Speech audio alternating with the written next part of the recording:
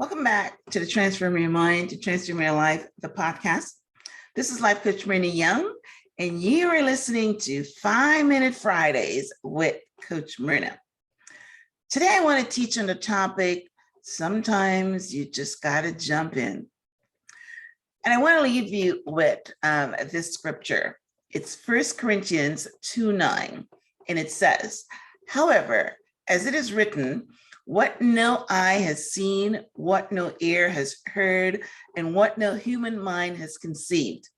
The things God has prepared for those who love him. But in order to experience what he's prepared for us, we have to jump in. When I was a young mother, my greatest fear was, what would I do if my kids were drowning? Would I jump in to save them even though I didn't know how to swim? It was an experience I did not want to have to make, right? Then I quieted those fears though. I did something about it. I took swimming classes at the YWCA and also made sure that my children learned to swim. Both my children are strong swimmers today. They can swim in the ocean. My skills are confined to the pool. But I recently heard a story that made my blood run cold. At a church picnic by the river, a young boy accidentally stepped into the deep end and went underwater. 6 boys jumped in to save him. All 6 of them drowned. They never came back up. The really bad part of this story is that someone was driving by and stopped and saved the guy that went in the first time. But the other guys, like I said, never came back up. So they were never saved. But what was so scary about this story is that all 6 of the guys, or the boys, I should say, that drowned had parents watching who never jumped in to save their kids because none of them knew how to swim, which is something that happens in the Black community very often. We don't learn how to swim. So I'm asking you this question. If you don't know how to swim, would you jump in to save your child? Tough one, ain't it? So many times, though, I'm using this analogy regarding jumping in, but so many times we're faced with situations where we have to make a decision to jump in and trust God that he will take our hand and bring us out. But sometimes we let fear keep us on the sidelines. It's not always a life or death situation like jumping in to save your child, but it could be jumping into that job that you're not sure of, jumping into that marriage, even though you have doubts, jumping in to taking those night classes, even though you don't know how you will juggle all the things that you have to do, including childcare. How many women did not accept that marriage proposal when they were in their 20s because they were too afraid to jump in? And now today they wished that they did because they never got another proposal. If you had jumped in, God may have taken your hand and allowed you to navigate the rough waters, especially if he orchestrated the marriage proposal in the first place. Moses, Jeremiah, and Gideon jumped into the deep end of God's will, and God did some amazing works through each of them.